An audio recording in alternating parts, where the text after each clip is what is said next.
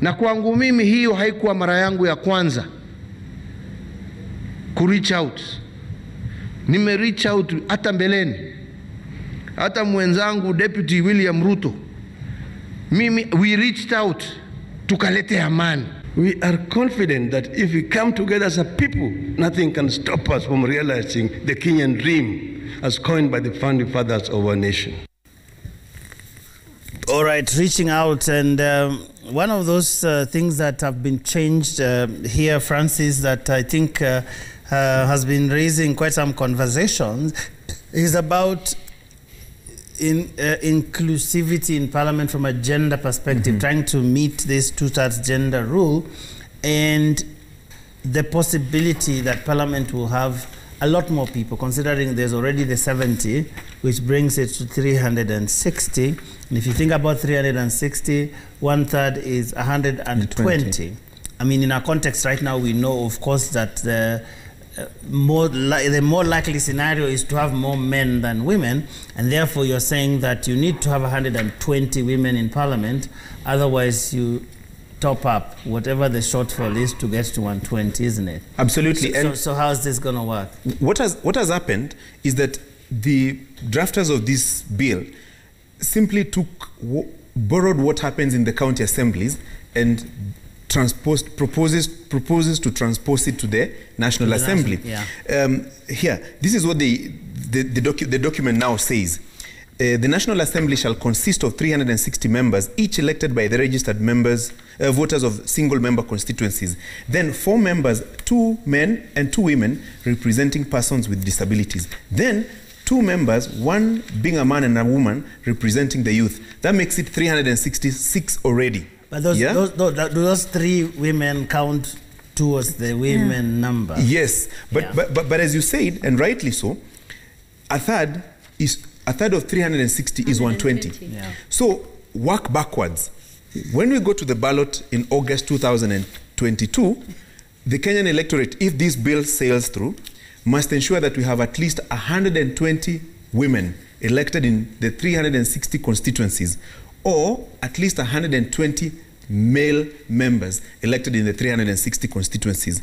So if we get to the National Assembly after the results are out, and you realize that, let's say we have 50 women elected, for purposes of illustration, it simply means we will have to nominate 70 members. 70 female members. Or if you go to Parliament, to the National Assembly, and you realize that only 90 men were elected out of the 360 constituencies, then it means you'll have to nominate 30.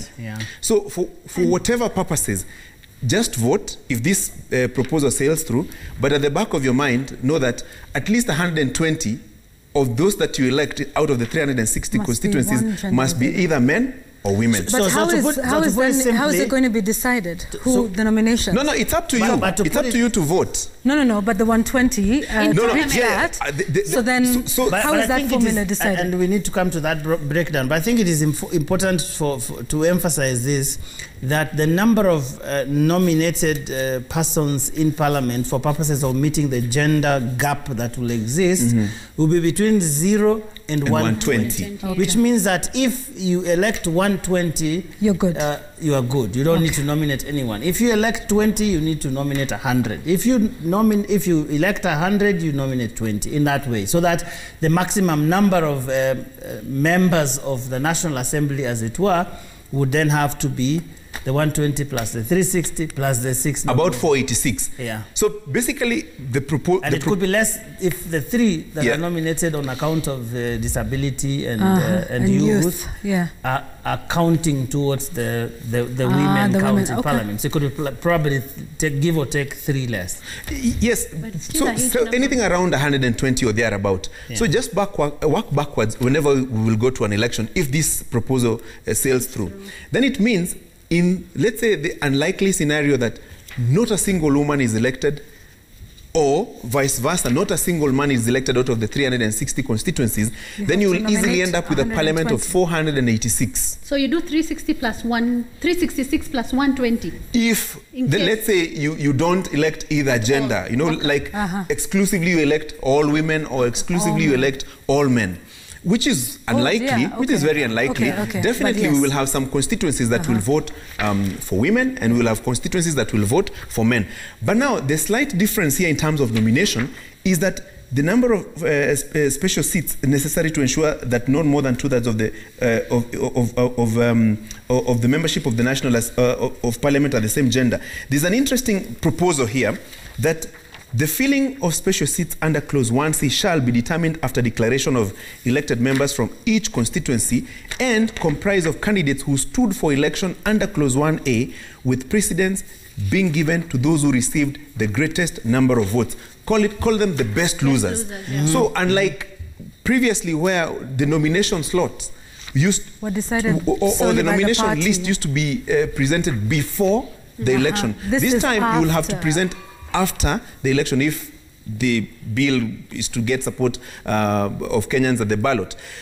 Then what does this probably deal with? I think it was meant to cure the argument that those who get nominated are not necessarily the rightful persons. So this time, go out there, contest, let people vote for you. Even if you don't win, you'll still be among the best losers. If you're among the best losers, let's say, for example, we have 70 nomination slots or 50, parties will share these positions based on parliamentary strength. So Party A may end up with 5, Party B with 2, Party C with 10, and so on and so forth. So Party A looks at who are our best losers. Party B, who are our best losers. So maybe gives it a semblance of people's mandate for those who will be nominated. Beyond at least they'll say, I was elected by people. Beyond being the whims of the political party. Precisely.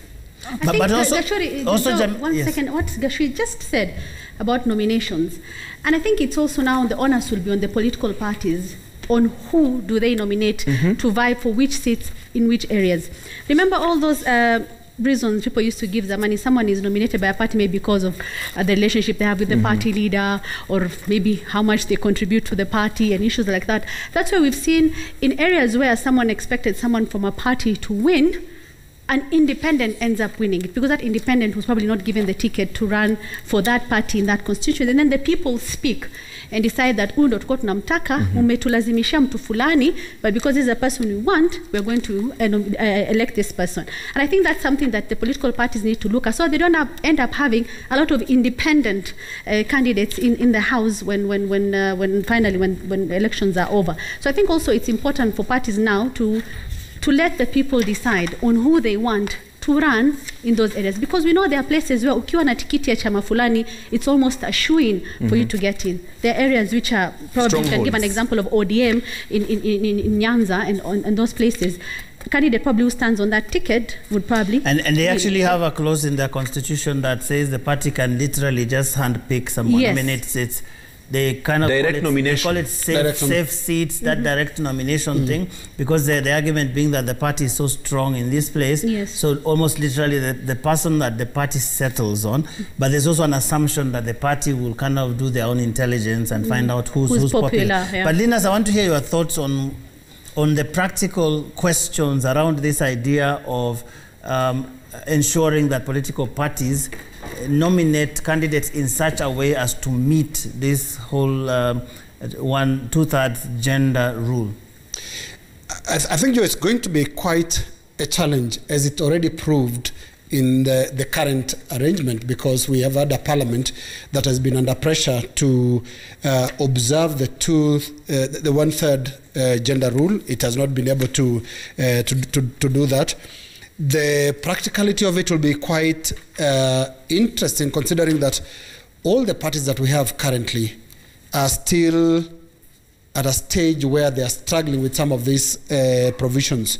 And that's what we're going to see going forward. It will be very, very interesting to see how the parties will navigate this space.